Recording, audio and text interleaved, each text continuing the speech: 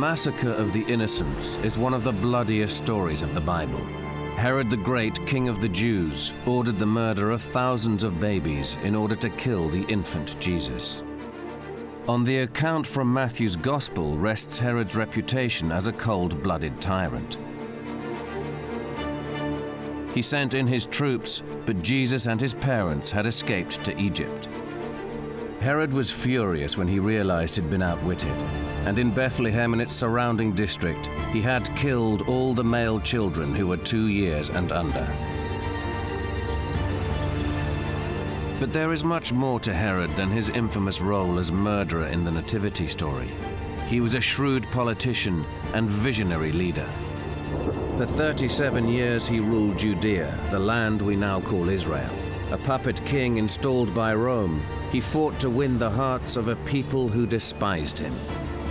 He kept the peace, transformed Judea into an international trading state, and built astonishing buildings on a grand scale. There is no doubt that Herod killed to protect his throne. He even executed his own sons. But modern science suggests the bloody acts that Herod ordered in his final days may have been the result of madness, a symptom of an agonizing illness. From his deathbed, he demanded mass executions.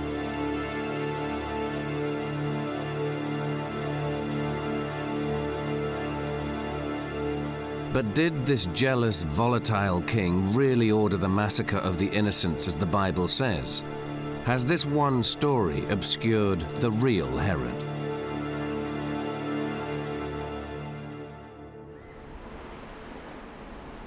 We know more about Herod than we do about Jesus. His life and times were faithfully recorded in extraordinary detail by an historian named Josephus. Under Herod, the land of Judea became an enterprise zone, and the Jewish faith so fashionable that even some Romans took up the one God idea. But there was a problem, one that right from the start blighted the reign of the King of the Jews. He wasn't Jewish. Herod was an Arab. His mother was a princess from the rose-red city of Petra in what is now Jordan. His father was an Arab diplomat from a desert tribe that had been forced into Judaism at the point of a sword. To real Jews, Herod came from a family of heathens. They'd never call him king. One way or another, he was never accepted by the Jewish nation as the legitimate ruler over the land and over the Jewish nation, simply because the Bible says that only King David and one of his dynasty can rule the Jews.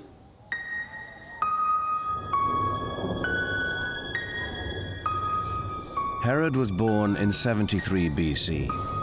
At that time, Judea was part of the Roman Empire, but ruled from Jerusalem by a popular Jewish royal family, the Hasmoneans. The ultra-religious Hasmoneans were direct descendants of King David. Herod's Arab father was their prime minister and a statesman of genius, a man the Romans could do business with. The boy Herod grew up in Jerusalem, playing in the corridors of power, but he might as well have been in Rome. His father was on first-name terms with Julius Caesar, who bestowed on him Rome's greatest honor. And that itself is a distinctive mark of being a family that's on the rise, perhaps even on the make. In his teens, Herod was already being groomed for power. The key to his future success would be his relationship with Rome, and that started with a close friendship with Rome's man in the East, playboy and politician Mark Antony. Mark Antony drank a lot, laughed loudly, made jokes, and he was also a man of action. Though Herod thought much more than Mark Antony. Mark Antony only acted without further thinking, but still they went together pretty well, I think. Herod got his first taste of power at the age of 26, when a rebellion broke out in the wild northern frontier territory of Galilee. The locals refused to pay taxes, and the Romans sent Herod in as governor. He was efficient and brutal. He was very good at taxation, and he was also very good at catching and executing terrorists who were active at the time.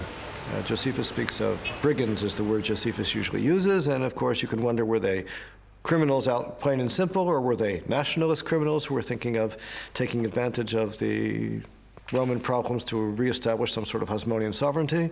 It's hard to know, but in any case, Herod is said to have caught them and executed them, and thereby even gotten into trouble some with the Jewish authorities in Jerusalem, who were upset about this youngster. He was in his mid-20s at the time, or perhaps a little later, taking the law so much into his own hands that he was also executing people and not just arresting them. But killing Jews, even if they were terrorists, didn't make him too popular at home. The aristocracy of Jerusalem demanded a trial to punish the young upstart. But the Romans put pressure on the court, and the case was dropped. Herod was now their man. It has clearly demonstrated that Herod is a man of action, and that he acts really decisively and can seize the moment. And those kinds of qualities probably are what endeared him to Roman interests.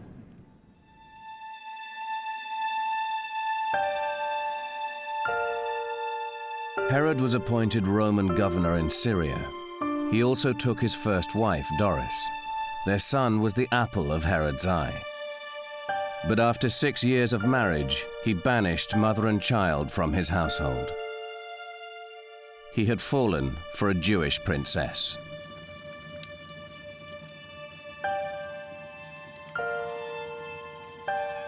Mariamne would have been a very young girl at this time. As I reconstruct the chronology, she was probably only 13 or 14 at the most at the time. Mariamne would be marriageable at 16, but to Herod she was worth waiting for. She was royalty, the granddaughter of the Hasmonean king. By marrying a princess, he hoped to gain a place among the Jewish aristocracy. Her blood would guarantee their children the legitimacy he craved. Mariamne was an investment in his future. What status he had, Herod owed to his link with Rome through Mark Antony. But the Roman had fallen under the spell of the world's most desirable woman, Cleopatra. Mark Antony was responsible for Rome's interest in the eastern Mediterranean, including Judea. But while he cavorted in Egypt, he neglected his military duties. Herod watched in dismay as the land of the Jews was invaded. The Parthians, a superpower to rival the Romans, occupied Jerusalem and installed their own Jewish puppet king. Herod acted decisively. He fled. Herod rode out to rally neighboring rulers to organize a counterattack. If Judea were no longer part of the Roman Empire, Herod's dreams of power and influence would come to nothing. Herod makes a lightning escape out of Jerusalem, heading southeast towards Petra, but Petra refused to allow him in. And so he went to Alexandria, where he had a meeting with Cleopatra. Herod leaves Alexandria, boards a ship in the middle of winter for Rome, to seek Rome's help in this desperate situation. Even pirates stayed off the Mediterranean after the autumn. News of Herod's daring voyage reached Rome before he did. When Herod appeared in the Senate House, his Roman masters were already impressed. This crucial meeting would change his life forever. When he got to Rome, the two most powerful people in Rome were Mark Antony and Octavian. He had had a long and quite satisfactory connection with Mark Antony. He had had virtually no contact with Octavian. And Mark Antony was, in effect, his advocate in Rome. Herod had never been to Rome, but he must have appeared very confident. He traded on his father's good name to lend weight to his story. You knew my father, and he was your man in Judea. Now he's dead, and everybody else is dead, and the Parthians' man is king of Judea. He pleaded for continued support for the Hasmonean royal family. But the senators didn't care who ruled Judea. They just wanted it Roman again, the Parthians defeated and a hard man in place to keep order. I think it was a complete surprise to him, but in fact, the Senate preferred to take the action that Octavian and Mark Antony had proposed. Herod's diplomatic mission had become a job interview. The Senate pledged military support to remove the Parthians from Judea, but they were not going to restore the rule of the Hasmoneans. The hard man they needed was before them. Herod would be the new king of the Jews, whether the Jews liked it or not.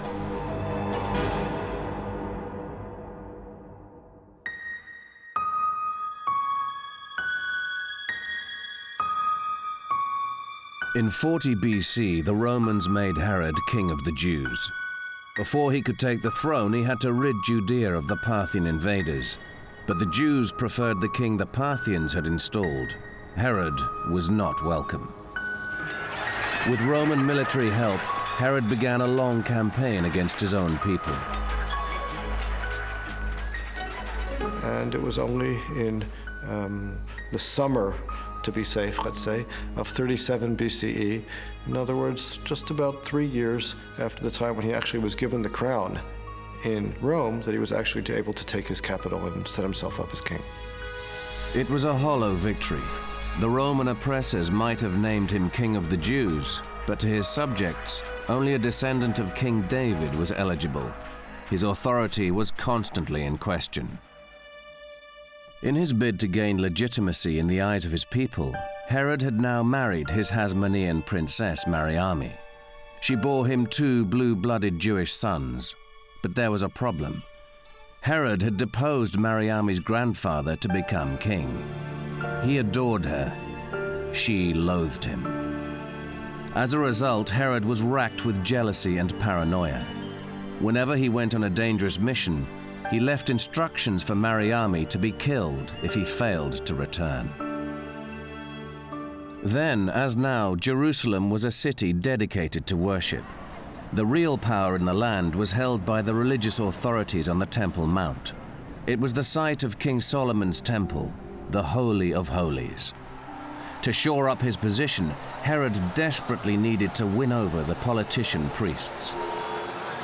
He proposed Mariamne's younger brother, Aristobulus, for the job of high priest at the Temple of Jerusalem.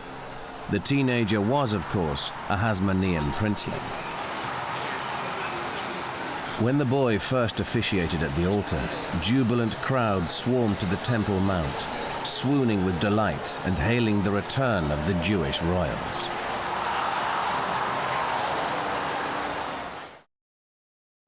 As a non-Jew, Herod couldn't even watch from the back. This appears to lead to a certain amount of jealousy on Herod's part. And Josephus tells an account of a celebration which is followed by a pool party in his palace down in Jericho. Jericho, the lush, steamy weekend destination for the Jerusalem jet set, and a royal resort, was about to become the setting for a hideous murder. As his family settled in, Herod, crazed by his lust for power, formulated his plan. It was in this very swimming pool that the royals and their friends splashed and chatted, while a group of muscular guards played what must have looked like a boisterous game in the deep end. Aristobulus, darling of the masses, was in their midst. On Herod's orders, his wife's beloved brother was held under the water and drowned. As the court went into mourning, Herod was summoned to Mark Antony to answer a charge of murder. The dead boy's mother was bent on revenge, and she'd called on an old friend for help. Cleopatra was only too happy to demand that Mark Antony punish Herod, preferably with death. That would leave her free to take over his territories, and in particular, the oasis of Jericho, once an Egyptian possession. In the event, Mark Antony let his old friend Herod off the hook, but appeased Cleopatra by giving her Jericho as a gift. With its citrus groves, date wine industry, and balsam plantations, Jericho was a jewel in Judea's crown. Rather than occupy her new possession, Cleopatra leased it back to Herod at vast expense. For 3 years, it cost him almost half the national income. Once again, the impotent Herod was humiliated and reminded of his reliance on Mark Antony and Rome. Cleopatra's ambition is simply to reassert the control of Egypt over the whole of this region, as was true in much earlier years.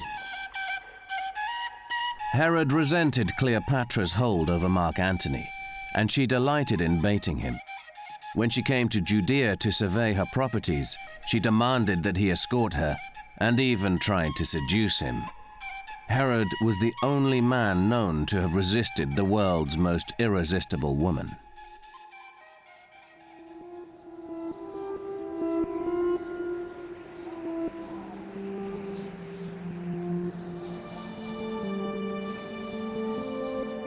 Right from the start of his reign, Herod was a man in search of a public relations miracle. Having destroyed Jerusalem in a ghastly siege, he set about rebuilding it with vigor. His architects went to work on a project so monumental it remains to this day the most famous landmark in Israel, the Temple Mount.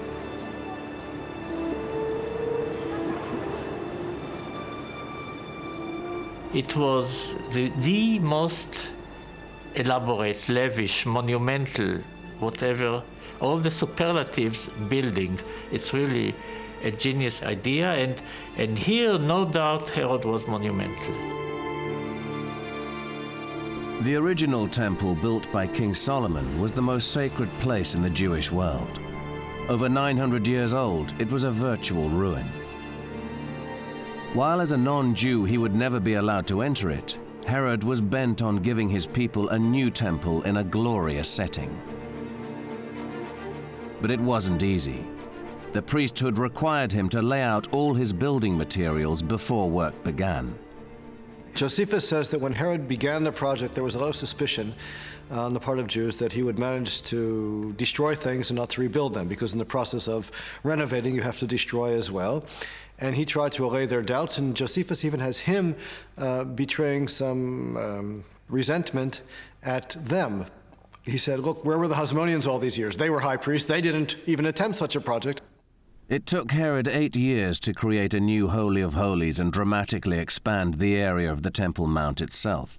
He surrounded it with colonnaded walkways and dominated the southern end with a building that was part palace and part shopping mall, a vantage point from which to keep an eye on the turbulent priests below. The site was opened up to all, Jews, Gentiles, and even women, making it a center for business as well as devotion. This is a street built by Herod the Great along the Temple Mount wall. This was the main street of Jerusalem of that time. People used to walk here from the north to the south. People used to cross it on the way to Temple Mount. It was like the Fifth Avenue of those days. And no doubt that Jesus, as a Jew, coming from the Galilee with his father and later on spent time here in Jerusalem, no doubt that he walked here as far as we can judge. This is the area where the money changers used to be. Sometimes they took their tables and walked up to Temple Mount to make a better business. And that's what Jesus talked about when he tried to follow them to Temple Mount, back to the market area that was here. The rabbis, of whom we have their literature beginning in the, let's say, the 3rd and 4th and 5th centuries of the Common Era, who have every reason in the world to say nasty things about Herod, and they do say lots of nasty things about Herod, nevertheless say on a couple of occasions that whoever has not seen the temple which Herod built has never seen a beautiful building. So they grudgingly, but nevertheless they say it. The Temple Mount has been fought over ever since. Herod's Jewish constructions were replaced by invaders with newer faiths. At present, Jews and Christians are unable to visit what is now an exclusively Islamic site. Jews still worship at Herod's Western Wall.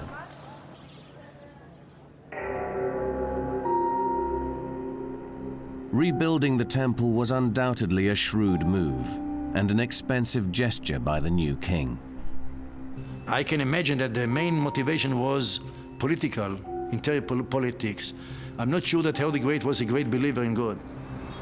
But all Herod's palaces featured Jewish ritual baths, and his households observed strict religious law. Herod may not have been of pure Jewish blood, but is it possible that his rebuilding of the temple was motivated by belief? From my point of view, Herod was a convinced Jew, and he saw this as a way of both making a mark on Judaism and of winning support of Jewish authorities and of the Jewish people at large. By the middle years of his reign, Herod was exhausted. Balancing the need to please Rome, placate Jerusalem, and monitor palace gossip for threats to his throne meant there was no rest. Then in 31 BC, the very root of his power was threatened. Simmering ill feeling between Mark Antony and the Emperor Octavian erupted into civil war. If his friend Mark Antony were to lose, Herod feared he too would fall from favor. In September of that year, Octavian defeated Mark Antony and Cleopatra at the great sea battle of Actium. But Herod wasn't there to support his patron. Herod should have been there, would have been there, and would have been there on Mark Antony's side, in effect on the losing side, had Mark Antony not wanted Herod to intervene with the Nabateans. Herod was kept busy in the desert fighting a small border war. Now he faced a crucial decision. The man who had made him king and to whom he owed everything had been defeated. His future hanging in the balance, Herod once again braved winter seas to visit Octavian, the new ruler of the Roman world. If he was to remain king of the Jews, he would have to perform a spectacular U-turn.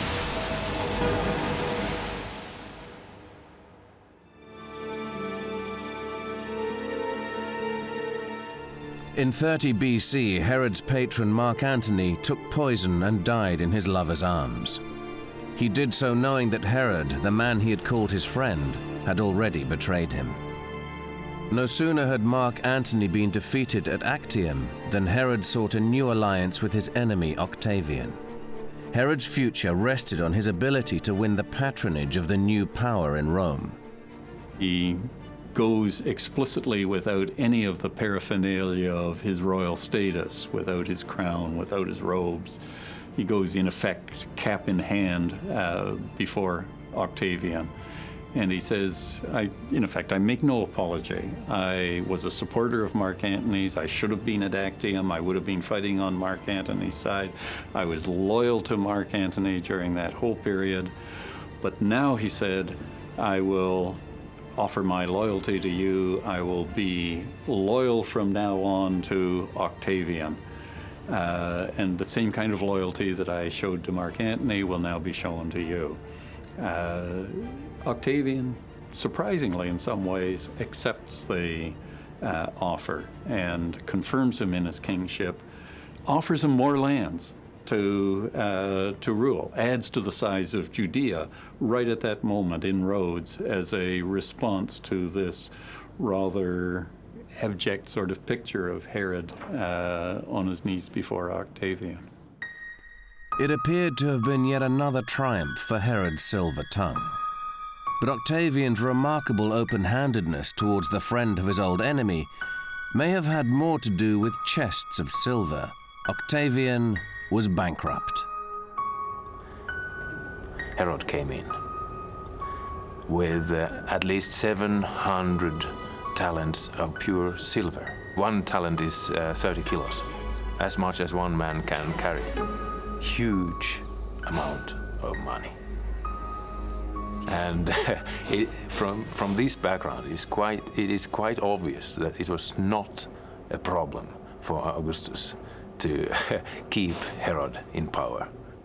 One of the main items in the file which shows that Herod was a wonderful diplomat was the way he was able to save himself time and again after he had been backing the wrong Roman. Herod had a new sponsor and even more territory. He returned to Judea in triumph, but his joy was to be short-lived. There were rumors that his wife, Mariamne, the woman he loved more than anything, had a lover. And Herod became convinced that in his absence, Mariamne had had an affair and was in fact trying to promote the interests of somebody with whom she had had an affair. And he seems unable to deal with those suspicions in any rational, intelligent way. Herod had Mariamne executed. It may have been a politically useful marriage, but Herod was also obsessed with her. He took to the wilderness in despair, his will to live extinguished. He goes into a deep, deep depression and himself almost dies as a result of that very tragic incident, something that he seems never to have quite gotten over.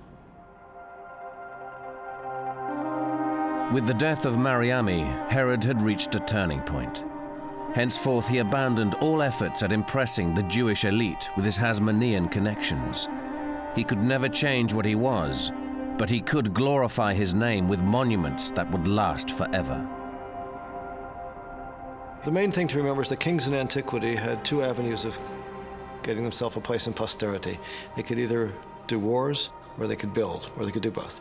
And Herod, as a vassal king, was not allowed to be involved in wars. He had no option of a foreign policy of his own. The only thing he could do was build, and he built massively. The more difficult the location or outrageous the engineering required, the happier it made Herod. There had long been a mountaintop stronghold overlooking the Dead Sea at Masada. Herod transformed it into a luxurious palace complex that appeared to taunt gravity. 450 meters high, flat-top mountain. Unbelievable sight, absolutely. With its northern palace, always in shade, with a sauna hanging on the cliff with a beautiful view over the Dead Sea. Just marvelous play of environment and space and classical architecture. Herod was a creative man with an eye for form and function and the resources to realize his most outrageous visions. He required his architects to think the unthinkable. This is one of the quite a few buildings where I claim that the great idea is not in particular the one that an architect brought up. You have to learn in a school to do it this way. It's just a logic and imagination together, and Herod had both of them in tons. But the greatest example of creativity from this most destructive of kings was a feat of engineering so audacious it places him amongst the greatest builders of the ancient world. On a coastline without any natural foothold, he created a vast artificial deep-sea port. What Herod did was unprecedented,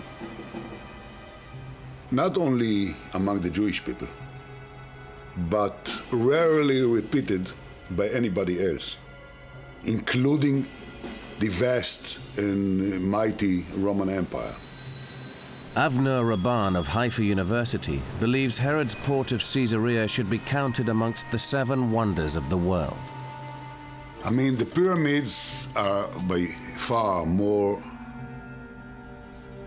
protruded, more impressive, but much less functional. Herod knew that to become a great trading nation, Judea had to use the Mediterranean. He could then steal business from Alexandria, but first he needed to change Jewish thinking about the sea. To build a harbor of such a scale, following a very terrestrial, non-maritime tradition of his Jewish people, that this is what made this harbor so unique. The secret of his extraordinary design lay in a Roman innovation: volcanic ash cement that hardened in seawater. Herod's engineers filled hundreds of wooden pontoons with the powder and sank them to form the foundations for the new harbor.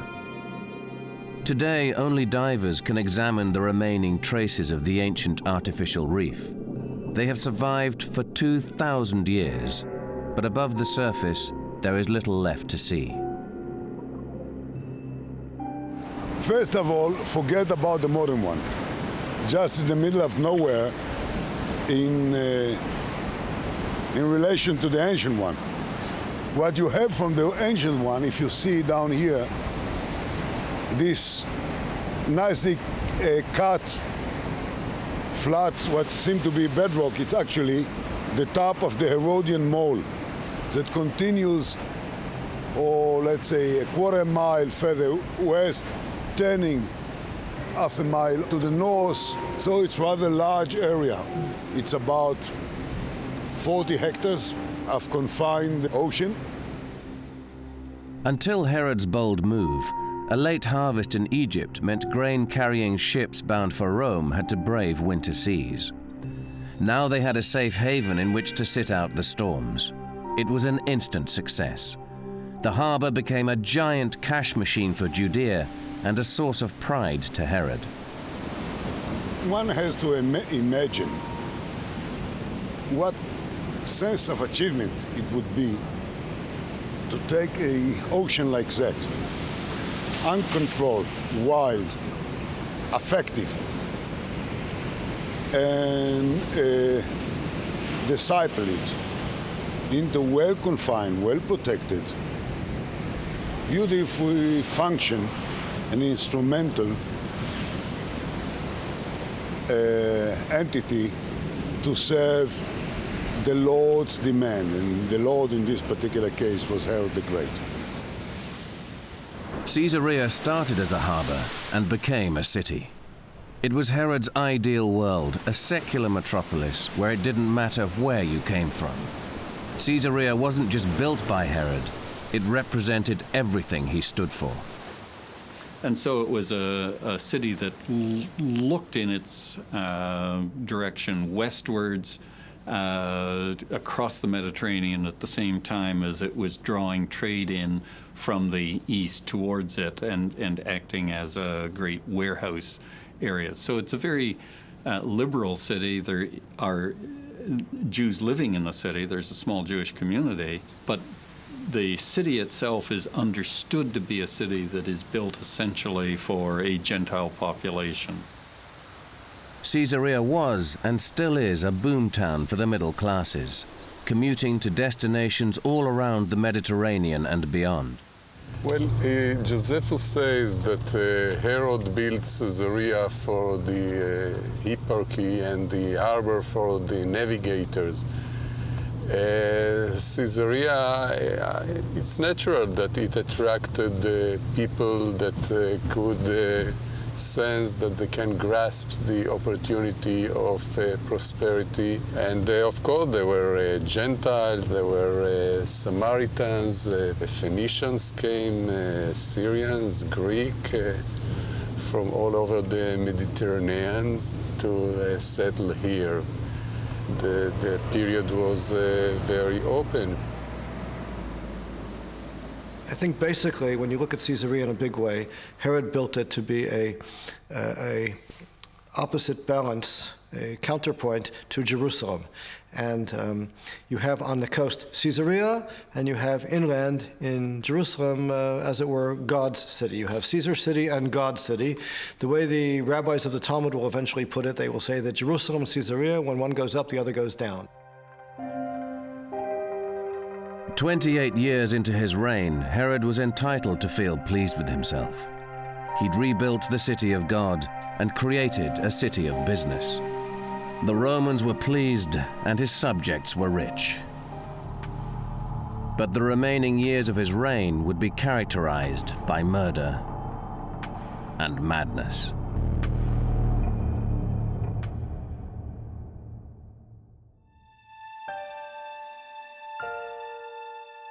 As he reached his 60s, Herod could look back with satisfaction.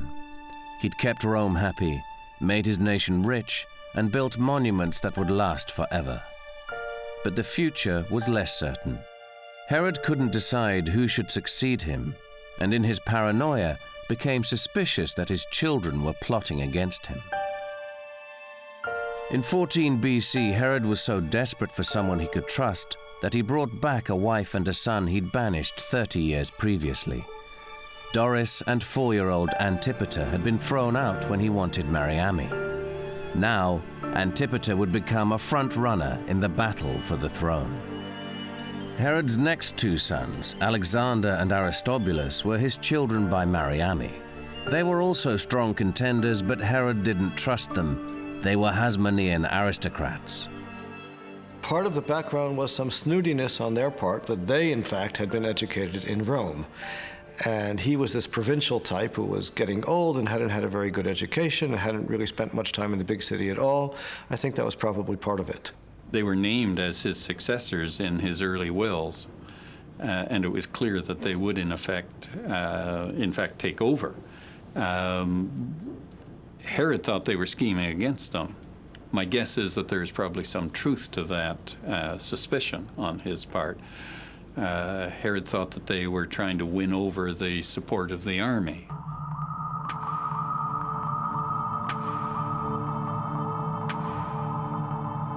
It didn't help matters that he'd executed their mother.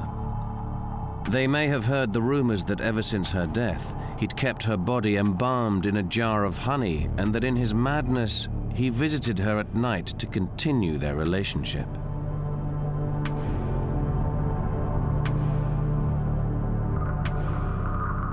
For years, Herod tried to get along with them, but they would always be a threat. In 7 BC, his temper got the better of him, and he had the scheming pair strangled. If we want to say something for him in his favor, he was a politician, and he was for him was important to have the power. So everything was related to, as a king, to power, and so he could kill wife, no brothers, not the case, but the sons, friends, and so on, and relatives, because he saw that there were some possibilities that they were working against his rule. But things were about to get even darker for the troubled monarch. The Bible tells of 3 wise men that appeared in Judea in the 34th year of his reign. They brought gifts for the king of the Jews, but it wasn't Herod they had in mind. Matthew tells the account of the Magi who come to Judea seeking a new Jewish king. When they do that, they naturally go to Jerusalem. Herod listened with growing fury when they spoke of a star and a prophecy. According to the Gospel of St. Matthew, he played innocent. Go and find out all about the child, and when you have found him, let me know, so that I too may go and do him homage. Well, it's the story of the birth of Jesus in Bethlehem and the massacre of the innocent infants in Bethlehem is certainly the most famous story about Herod, which people on the street will know. According to the Bible, Herod's soldiers advanced on Bethlehem, but God had warned Joseph in a dream, and the Holy Family escaped to Egypt. The king's revenge was swift. Herod was furious when he realized he'd been outwitted, and in Bethlehem and its surrounding district, he had killed all the male children who were 2 years and under. Herod was at times a bloody king, but did he order the massacre of the innocents? We only have a few lines in Matthew's Gospel as evidence. The Gospel of St. Luke confirms that Jesus was born in the time of Herod, but doesn't mention the mass killing of the baby boys. Josephus, from whom we know so much about Herod, and who delights in cataloguing the king's darker deeds, never mentions the slaughter at all. Somebody like that would seem to be such a monster that other stories like this can easily be made up about him. I myself have some question about whether or not that incident in Matthew actually took place. Herod, the evil tyrant of the Nativity story, was certainly guilty of murdering those who threatened his throne. But it is possible that the massacre of the innocents, as told by Matthew, never took place. Whether the details of the story are true or not, there's evidence that in the last years of Herod's reign, he began killing on an unprecedented scale, settling scores and murdering political rivals. The period of Herod's greatest atrocities coincides with his own physical decay. Remember that he is almost 70 years of age. That's a very advanced age for somebody. He must have been a very strong man through most of his life to have survived that long. Now I think his whole body is giving up, and his mind is perhaps giving up at the same time. Herod was carried here, to his newest palace in Jericho. The record speaks of a sickness with the hallmarks of an Old Testament plague. Josephus gives a very graphic description of a painful illness focusing on the stomach and also on the mind of Herod. He's going out of his mind. He's going out of his mind in pain. He's stinking. Some versions will tell us about worms as well. And his flesh is decaying. From his deathbed, Herod embarked on an orgy of violence. It began when word reached him that a high-spirited mob had torn down the Roman eagle he had placed provocatively above one of the entrances to the Temple Mount.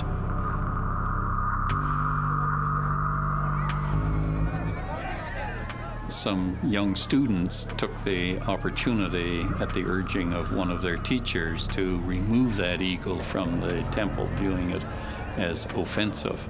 They did so.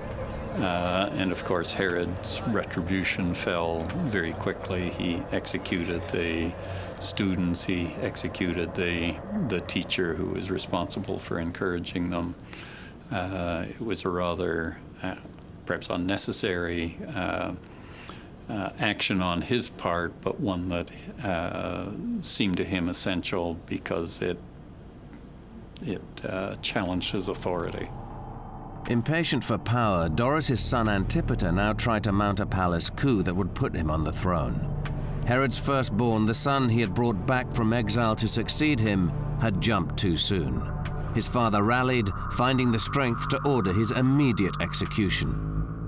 Herod had just 5 days to live, but he had a lot more killing to do. All his life he'd been rejected by the Jewish aristocracy, and now he'd get his revenge. In his dying days, Herod ordered Jewish nobles to be brought down to Jericho, where he is, and when he dies, to execute them all. His sister refuses to carry out this command. In his palace, courtiers attended him round the clock. Neither prayers nor potions made any difference. Driven mad by pain, Herod attempted to end his misery with a blunt fruit knife.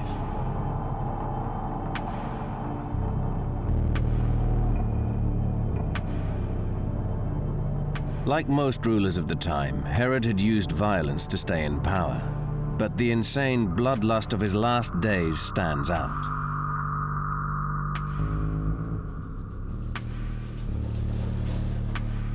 "2,000 years after his death, modern science suggests that Herod's violence and paranoia may have been directly linked to his physical disease.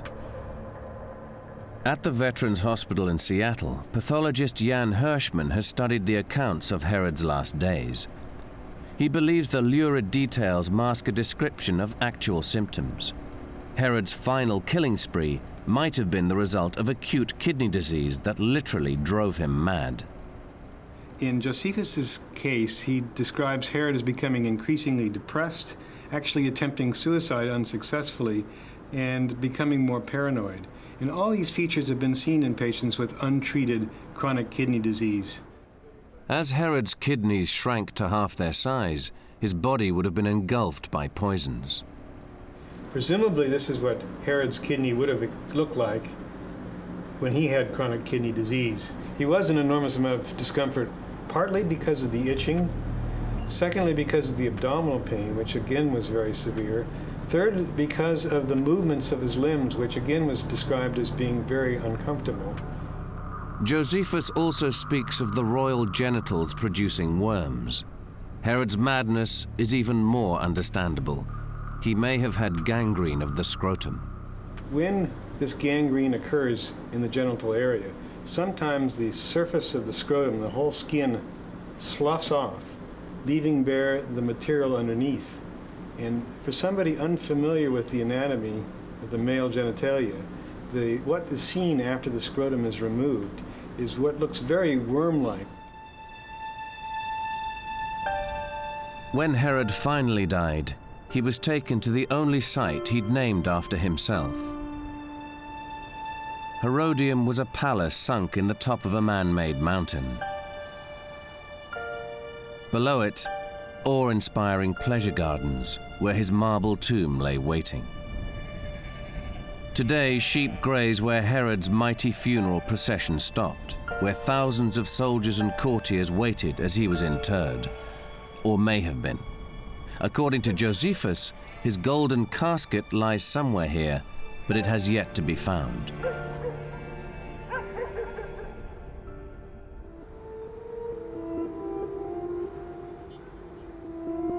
Herod's death left a vacuum his heirs couldn't fill. Within a century, the Romans were burning his temple and persecuting the Jews. Perhaps the stability he created is Herod's best monument. I'm sure Herod would have rather have died about 7-8 years earlier than he really did die. Had that been the case, he would have died as somebody who kept the peace, built monumental things all over the country which remained, and that last decade of troubles with his family and killing too many people would not have occurred.